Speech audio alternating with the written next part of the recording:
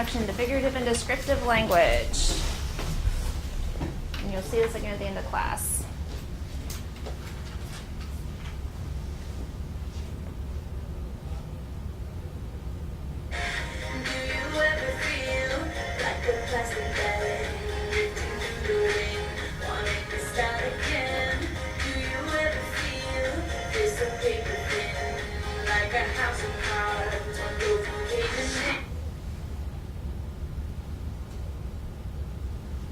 While you're watching this, be thinking about what type of figurative language is being used. I know we haven't covered it yet, but we will soon.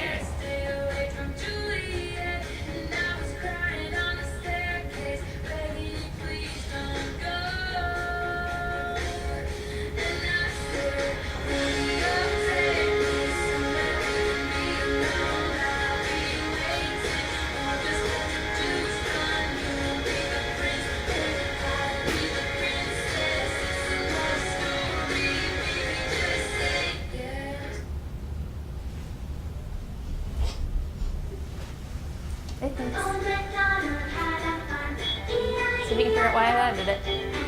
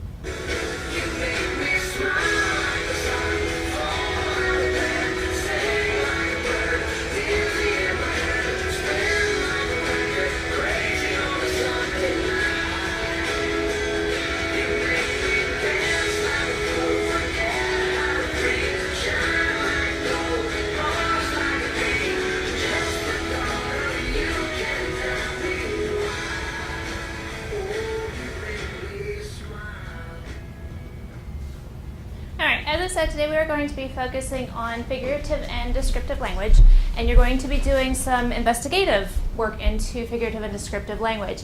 I know some of the terms you will know, some of them you probably either have never been exposed to or you may not remember from previous years. First thing, let's just talk real quick.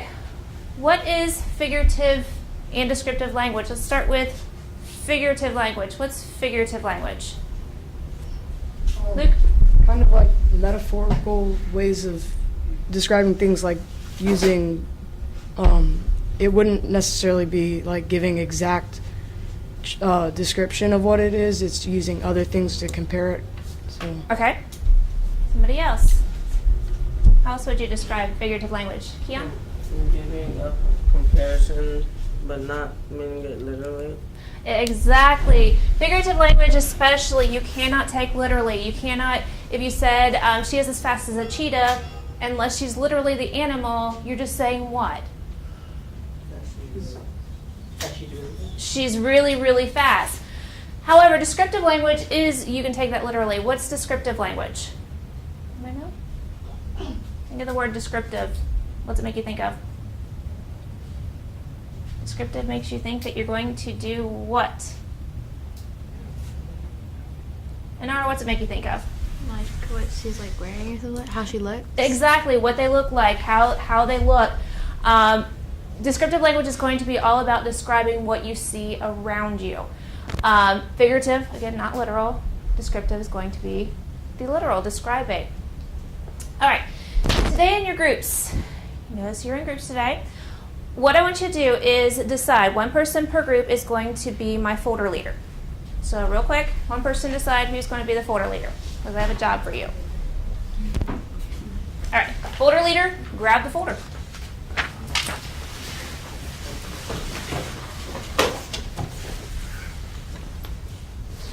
Folder leader, open the folder. All right, within your folder is a sheet that looks like this. It says group work directions. You're going to be going from center to center. And as you go from center to center, like I said, you're going to be investigating into figurative and descriptive language. There are 5 centers, there's 5 different types. There's similes, metaphors, onomatopoeia, personification, and hyperboles. As you go around, you're going to be discovering things about these, and you're going to be actually talking through them. What is the definition of this term? Why do you think it's the definition? Give examples. You're going to have examples. Now create an example. You're going to do that for every single center. In each folder, the folder leader will have a copy of the group directions. Once you do this once, you're probably not going to need them after that. Step 1, take a book and label the front cover figurative and descriptive language and put your name on it. So that is step 1. Everybody should do that right now. So take a little booklet, and there are markers on your desk, so you can use those markers. This will be the one and only time today you use the markers. And you're going to label it figurative and descriptive language. One of the things I did today was I had created little flip books for them, which normally I would probably have them do it, but this time it worked that for the essence of time, I just went ahead and made them. But as they went to each group and each center, they were discovering what is a simile, what is a metaphor, what is a hyperbole, and they were writing down their own definitions as opposed to the definition from a book or the definition from a dictionary, which doesn't really show me that they understood. It doesn't show me that they read an example and they understood it. It just shows me that they can recite what's in a book. Once you're done with your cover, then go ahead and put the markers back in the box and close the box so I know you're done.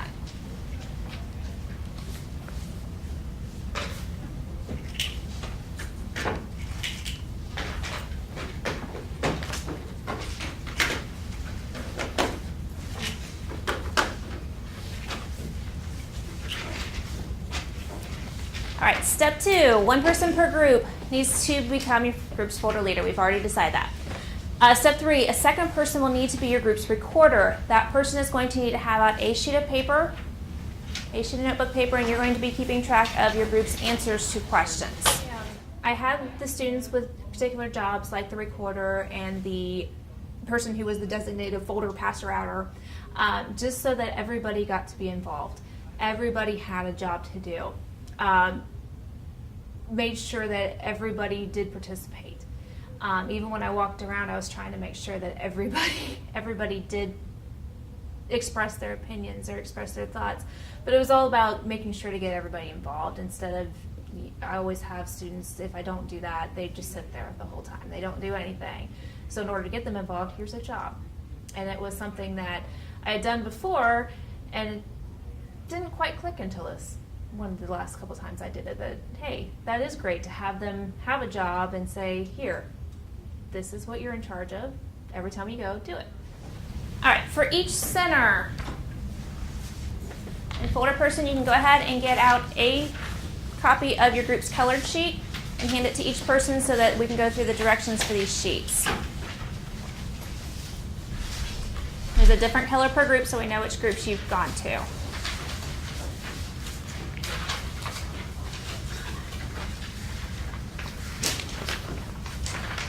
All right, each sheet basically looks exactly the same. Questions change a little bit. The poems examples change a little bit because the type of figurative or descriptive language you are looking at determined what poems you are looking at. So it's not only a focus on figurative and descriptive language, but we're also looking at poetry. Using the green sheet just because of the fact that it's the one I grabbed, you're going to start out with a poem, and then it goes through all the directions at the bottom. Step one is always going to be read the poem above independently, noticing the underlined portions as you read, which are examples of whatever it is that you are looking at.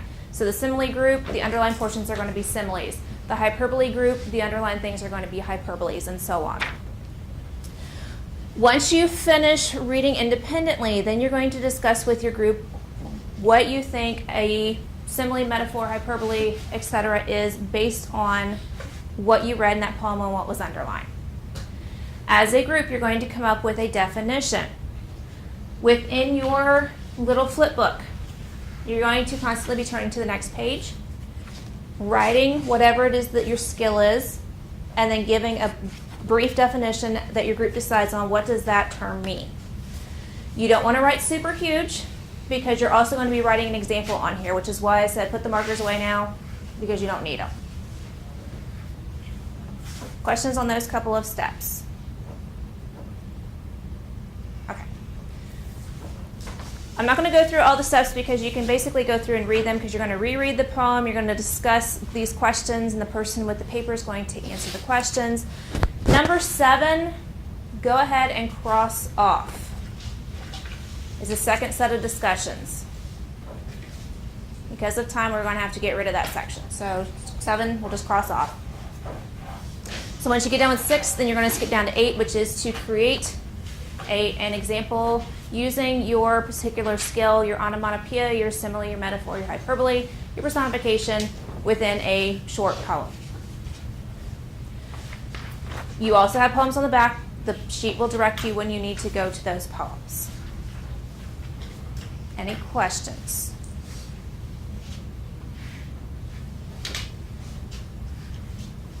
Okay. Then, go ahead and start with number 1. And first center, I'll give you about 15 minutes. After that, you're going to have 10 minutes to rotate through. Look at some of the examples. What happens to a dream deferred? Does it dry up like a raisin in the sun? Does it fester like sores? It's a comparison between the two things. Using the word like. Like grass. Exactly. Put that into words. And then write it on your paper. I wouldn't write super huge because you'll run out of room if you do. I definitely wanted them to give their own example because so many times they're so used to, they don't have to come up with their own examples. They just have to copy something else that somebody else wrote. I wanted them to think beyond that, to think beyond the, okay, I can copy Shel Silverstein and have an example of a hyperbole, but can I make one myself? Amazingly, they can every single time. And every single time they rose to the occasion and they were able to show me, yes, I know what a hyperbole is. Here's an example. Yes, I know what a simile is. Here's the example. Are the poems the best? No, because they were on a time crunch, but they definitely did show the fact that they understood the concepts being taught. Is it just an exaggeration? Just a plain old exaggeration? Like, it's super big. Yes. Is it? Yes, it's like Just a regular old, No. just super no, big? no, it's really It makes it like seem it's a- worse or better. Yeah, way worse than normal. The fact that her trash gets so high, it lifts up the roof. Definitely. So how are you going to put that into words to put in your book?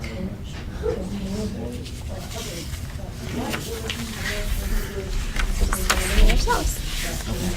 Kind of exactly what you said. Put it into words. Do you use the magic words like you do similes? No. No. No. And you guys are on question number 1. 5. Oh, yeah. Sorry. Letter A, number 5. What's she trying to say in that poem? The earth is a living thing. I think that she's trying to say that the earth is a living thing and that the earth isn't just a big mass of rock and water, that it actually moves and it actually goes along with what we do in life. Perfect, because it uses things to compare like what? It has like her hair and her hand. But not really talking about hair and hand. Yeah. Perfect. What did you come up with for your definition for personification? What do you mean? Giving human characteristics to non-living items. Right. Like what kind of examples are used in this poem? And lick the valleys up. Right. And it's referring to what that's not human. A railway train. A train. Trains can't really lick. So yeah, you got to figure out that that's something that humans do, but trains do not. So next thing will be to work on answering your questions.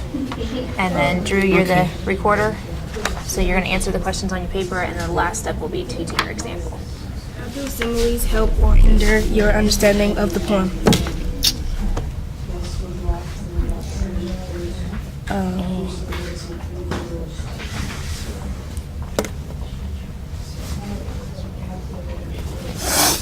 How did it help you understand what she was talking about, or he was talking about?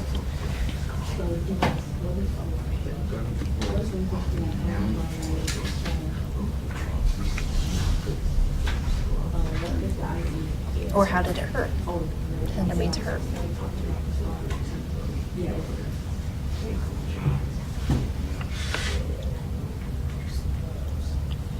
For instance, was it easier to understand because he was making a comparison, or was it harder to understand because he constantly was making comparisons? How did it help or hurt your understanding of A Dream Deferred? It made it kind of more, easier to understand. Okay. Like the first way you were going, I think you were going to say that it made it more interesting, Yeah, it did. as opposed to just the boring. The dream waits for a while, comes back, then it goes away for a little while. You move on to the next examples. Okay. As you read them, make sure you're underlining anytime you have onomatopoeia. So like Cynthia in this note, it shushes, it hushes. Any words that are used as sounds, even if they're normally regular words, like shushes and hushes, exactly.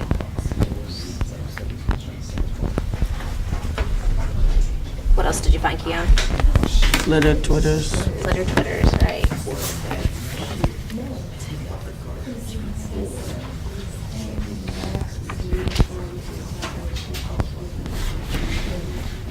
What did you find in the rusty spigot, Emily? Sputters, utters, splatter, Right. spatters. Right, it's all about the sound. Perfect. All right, you guys have a little bit, right around 5 minutes to finish Center 1. We have to adjust it, we can a little bit, but try to be getting to Center 2, or to number 8, sorry. What do you think he's trying to say in that poem? Is it just 2 roads?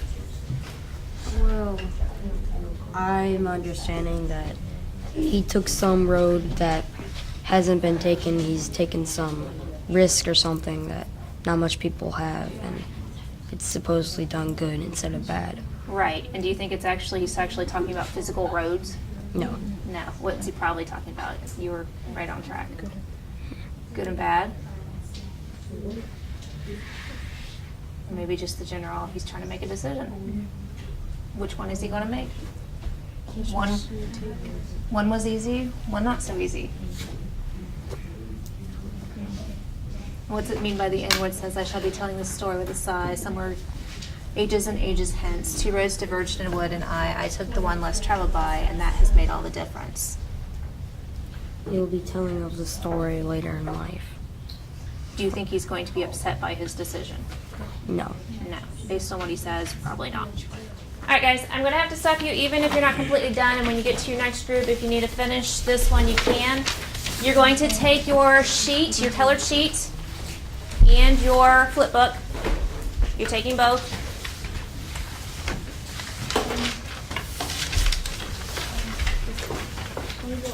And then you're just rotating one around. So this group goes to that one, this group goes to this one, that one, this one, this one, this one here. Centers, I thought of centers as being a great idea, especially with an hour and a half class, because it is so hard. It's hard for me to sit for an hour and a half, let alone 11, 12-year-olds who have so much energy in them. Plus, this particular class happened to be the beginning of the day, and they need to move just to wake up. So it's a matter of making sure to get them involved, engaged, constantly getting that blood moving, because if they just sit there, they're going to get bored. I'm going to get bored. We're all going to be falling asleep in the middle of class, and it keeps them, hey, I'm moving somewhere else. I have to think differently. I'm moving somewhere else. I have to think differently. Even though the directions were the same, they knew they were going to a different skill in this particular center. Personification, you guys are moving on to similes, metaphors, hyperboles, and onomatopoeia. Action sounds, right. And what kind of action sounds are used in the bells? Tinkle, Twinkle. twinkle, jingle. Yeah. Right. Are they all words that you would normally think of as being sound words? No. Tinkle, tinkle, do you usually think of that as a sound word, or jingling? No. However, Edgar Allan Poe in this particular poem does use a lot of not usual words to imitate sound. Like, that's an unusual word. Tintinnabulation, yeah. And it actually is a sound word the way it's used too, because it's a tinny type sound. That's what it means. But if you remember, I think most of you were here last year. If you remember from last year when you read this, it keeps going on and on and on with the onomatopoeia. It's not typical Edgar Allan Poe.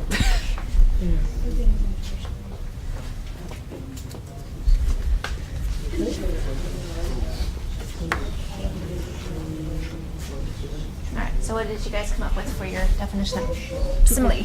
To compare with like and as. With like and as. Like what? Like, does it dry up like a raisin or something? Right. Which doesn't mean that it's literally drying up like a raisin, but it just means what? That is drying up. Like it's no use. having like it's no longer having any use to it. Exactly. It's not having any value or use because it's not being used. All right, so far you've been to 2 centers. What have you noticed about the skills that you've covered so far? The types of language. Talk about one of them. Drew, tell me about one of them. Personification, Uh-huh. and it's where you're giving human-like characteristics to non-living or living objects. Right. Between the 2 groups, can one person give me an example besides Drew? One person give me an example that you wrote down for personification.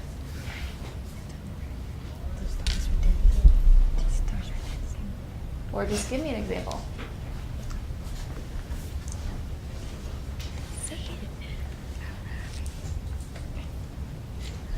Nahal, did you guys get a full poem? Or mostly full poem? No example yet? Okay, we'll come back to you then. All right, let's see, metaphor. What's a metaphor? Nahal? It is when you're comparing 2 things without like or as. Without like or as. This script, does somebody have an example? You guys get your poem written? Yeah. You get your poem written? Then read me an example from the paper. Happiness is a beacon. Happy is a beacon, right? Is happy really like a lighthouse? No. It's making that comparison. All right, hyperbole. What do you notice with hyperbole? like the definition of Yep. a hyperbole is an over-exaggeration about something. Okay. And what do you have as an example? Do you have one? It cracked the window and blocked the door. Crack the window and block the door. Did it really? Probably not. And you're talking about the trash, right? All right. All right. Onomatopoeia. What's onomatopoeia? A sound. A sound. It's like sound effects. You guys had an example, right? We have like Go ahead and read your example. We said you hear yelling and screaming as people utter and stutter as you stumble and tumble. Exactly. And you used words like utter and stutter. What was some of the other words that you used? Yelling and screaming. Yelling and screaming. Absolutely. It imitates sound. Group share out. Number one, it helps having them share out to make sure they are for sure getting it, because there are times when I might have missed a group or I might have missed hearing what they had to say. It also helped the class as a whole to be able to hear that this group might have a little bit different definition, but do we have the same general concept? So it was a matter of validating what they had said and validating what they had done. Their little group of 3 or had one group of 2, is that the same thing that another group got? Is that the same thing that another group understood? Just helps to make sure that they are truly getting the concepts, plus keeping them accountable for what they've been doing. My students actually do quite a bit of, if they heard something that they realize is different, I will see them scribbling on their papers to make the corrections, because they want to be correct. They want to make the corrections when they're given, or they might want to make the adjustments.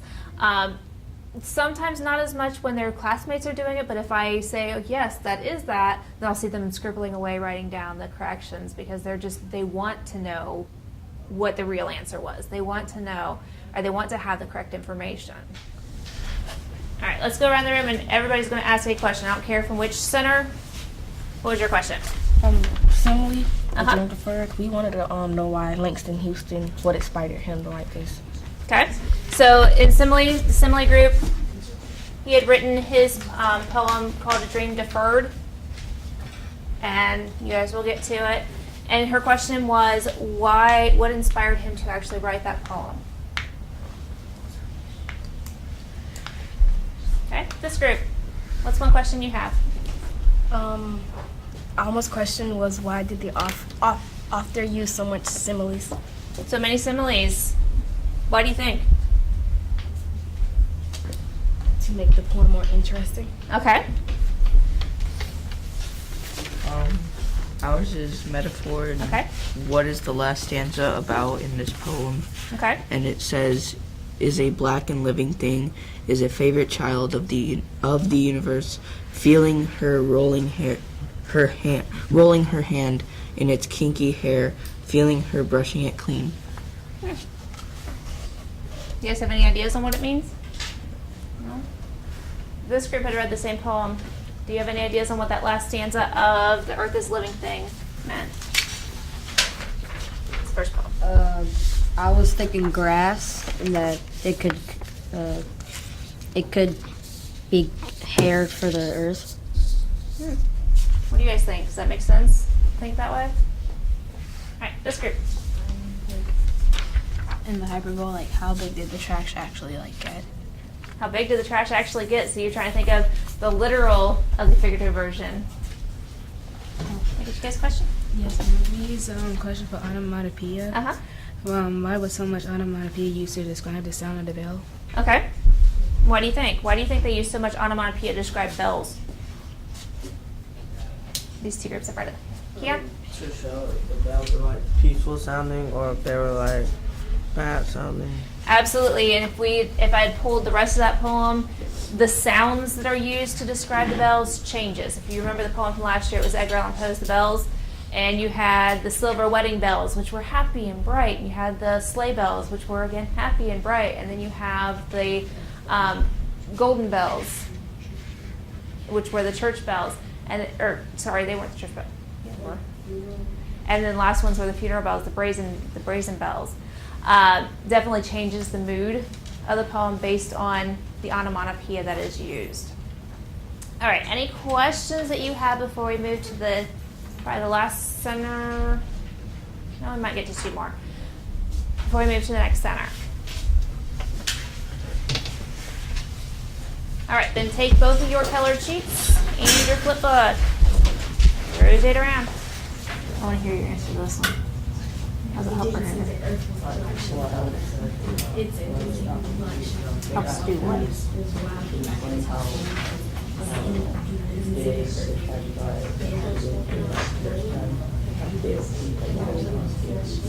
Okay. Why is he including it? And he could just say the trash got really big. Why is he included hyperbole?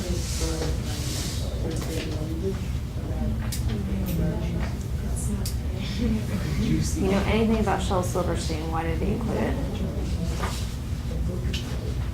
Is there anything about him before? Used to be big when I was in school. He is. He does. For what purpose? To make it funny, to make it so you enjoy what you're reading. If you ever go and find some of his books, they'll all be the super fun, super overexaggerated. All right, with this center, I'm going to give you 5 extra minutes because I want you to go back and make sure you have your samples for the other 3 centers or the other 2 centers you've done. So you should have 4 examples. I gotta hear what you put for that one. The stars were dancing in the night sky. That's all we got so far.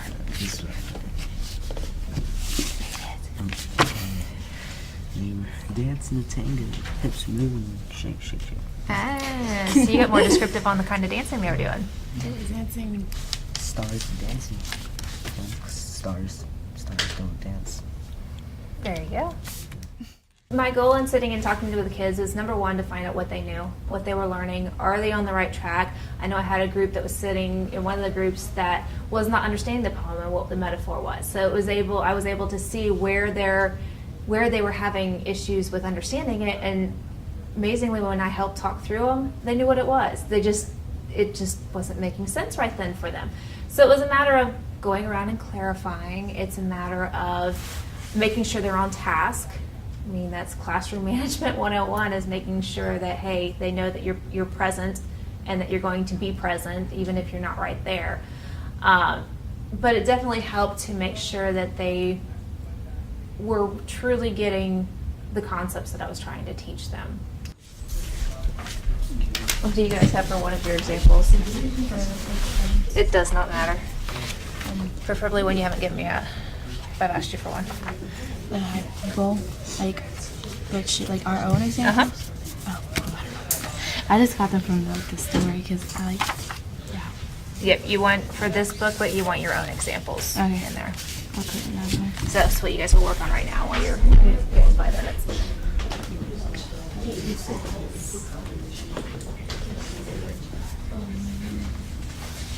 All right, you guys are laughing. What do you have for this one?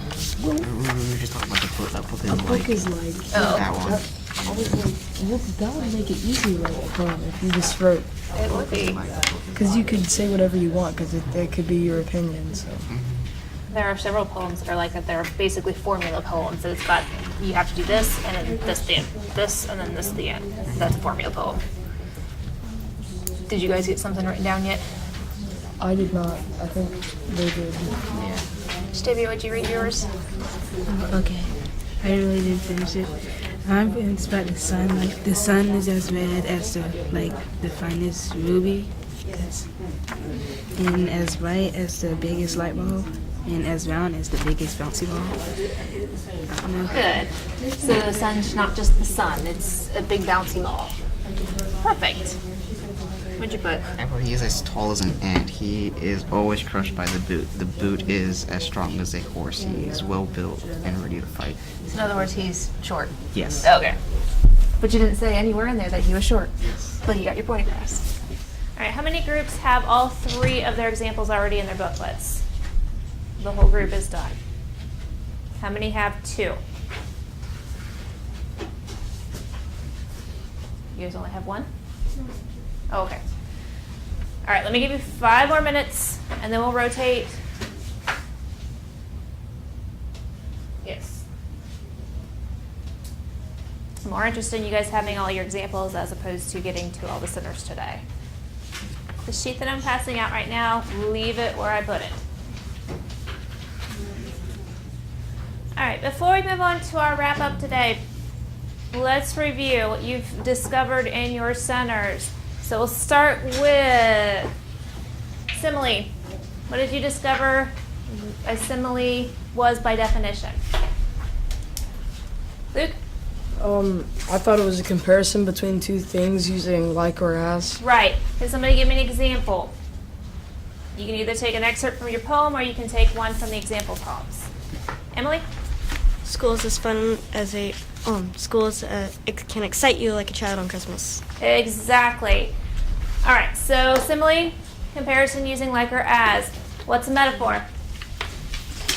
A comparison not using the word like or as. Not using the like or as. And somebody raising your hand, tell me, give me an example. This has to be the example of the metaphor. Turner? The girl is a cheetah when the buffet opens. Meaning what? That she runs towards the buffet when it opens. Exactly.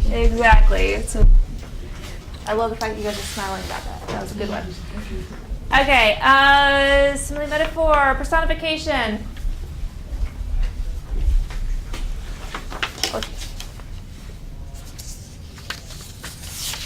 What's personification?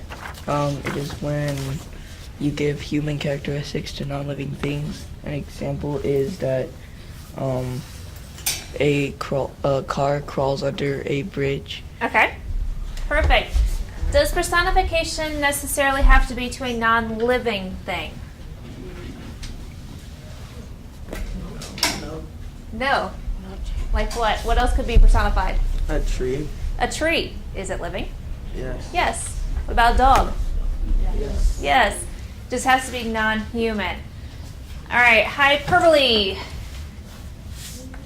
What's a hyperbole? Stavia? An over-exaggeration on a subject. An over-exaggeration. Somebody give me an example of hyperbole. An R? The garbage raced across the state from New York to the Golden Gate. Right. Reading from Sarah Cynthia Stout. Garbage reached all the way across the states. An over-exaggeration. All right, onomatopoeia. A sound. It is a sound effect. Like what? Luke? Splish, splash. Splish, splash. I'll use my examples. What else? What else is sound effects? Turner? The rainwater pitter-pattered against the roof. Pitter-pattered against the roof. Good.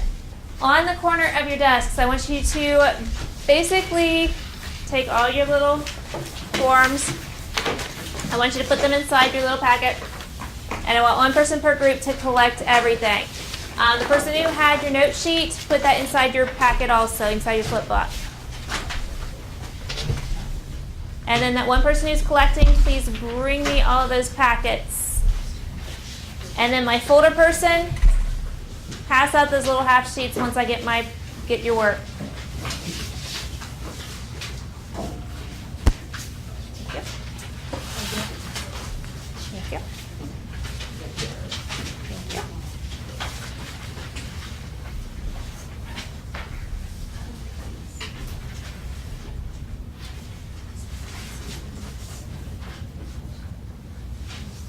Yours should be inside of your book, and his should be inside of his book. Yep. Thank you. All right. How many of you have ever watched Jeopardy? Ever? All right. There's sometimes those Jeopardy questions, which are the video Jeopardy questions. If you notice, we were watching the video at the beginning of class. This time, as we go through it, you're actually going to, on the line, list what type of figurative or descriptive language is actually being described or used within that song. And you're only basing it on the clip that I pulled out. Because I try to be very careful that the clip only has one type of figurative or descriptive language. I ended with a video exit slip because it was just something that I thought how can I bring technology in when my students are so technology driven? And then again, to use music clips that would get them involved, get them interested in what they were doing, as opposed to just the same old, here's a simile. What kind of figurative language is this? The cat ran as fast as a cheetah. Okay, it's not all that much fun. They're so used to things like that on tests that I wanted to make sure that they were interested in what they were doing and not just the same old boring routine. It was so funny watching them though, because they were so excited when they would figure something out. Like when they even had Old MacDonald, moo moo here and a moo moo there, and they were hurrying up and writing it down because, oh my gosh, I know that's onomatopoeia. And it was fun for me to watch them because they were getting so involved in music either that they knew or music that I knew, and I tried to make sure that at the beginning when I was talking about it that, hey, this is from my time. You may not know it, but it's my time.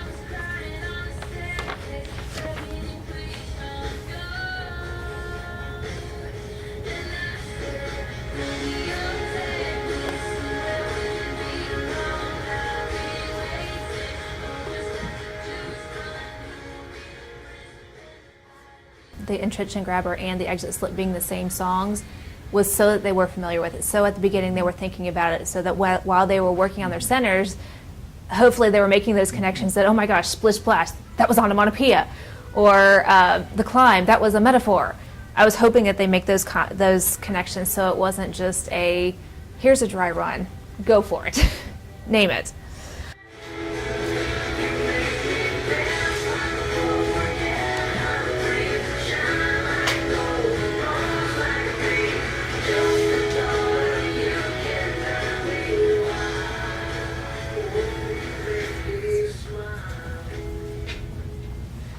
Triple check, make sure your name is on your paper, and then I want you to pass your papers one group around. You're staying where you are, but pass your papers.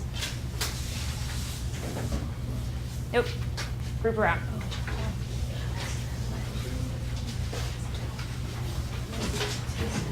Might help if one person per group collects them all and then passes them all over. You're this way. I guess we'll need another one.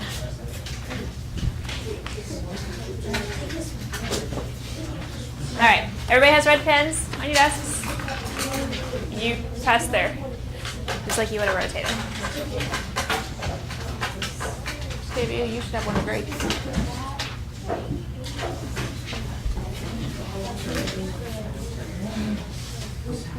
All right, we're missing paper. Okay. We're going to start with the first one, which was firework. Firework actually has many different types. It actually had onomatopoeia, if we would gotten to that part. It also has metaphors. It also has personification, but I just pulled one of them. So firework, based on the song clip that you had, what type of figurative or descriptive language? Yajni? Was it a simile? It was a simile. Love Story by Taylor Swift. Metaphor. Turner? Oh, metaphor. Metaphor, absolutely, because it was the metaphor, actually it's an illusion technically, which is about comparing her and her love to Romeo and Juliet. All right, Old MacDonald. Told you there was a reason why I included it. Onomatopoeia. Onomatopoeia. Moo moo here and a moo moo there. It's okay. Trust me, my head is in the 2-year-old zone with my 2-year-old at home. All right, number 4, Achy Breaky Heart. This was from my years in school. Old country. Billy Ray Cyrus. Miley Cyrus's dad. Yajne? Personification. It was. Don't tell my heart, my achy breaky heart. I just don't think he'd understand. Number 5, Splish Splash. Mayhole was Splish Splash. Say again? Onomatopoeia. Onomatopoeia, absolutely. Splish Splash, I was taking a bath. 6, Just the Way You Are by Bruno Mars.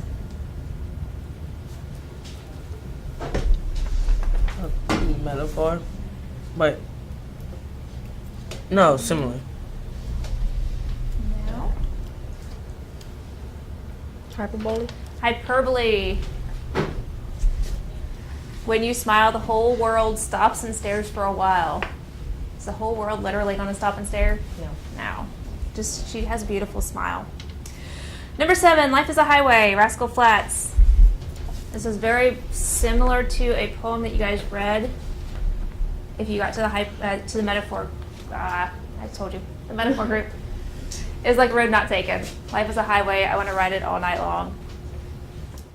It's more of an accountability thing to make sure that we're not changing answers. I don't have that often, but every so often you have the students change the answers, so it keeps them honest by trading papers and grading it. And we usually use red pens. We don't use red pens any other time besides when they're trading papers and grading them, just so that we can make sure that we are accountable to ourselves. And then the hope would be to get the papers back so they can look and see, oh, how did I miss that one? But I was hearing that as they were grading each other's, that, oh, I missed that one, or, oh, how did I not get that one? I did know that. Yeah, I use my exit slips when we do them to determine how much more time I need to spend on a particular concept. Do I need to go back over just one of the, like today, one of these specific figurative or descriptive languages, or do I need to go back over all of them?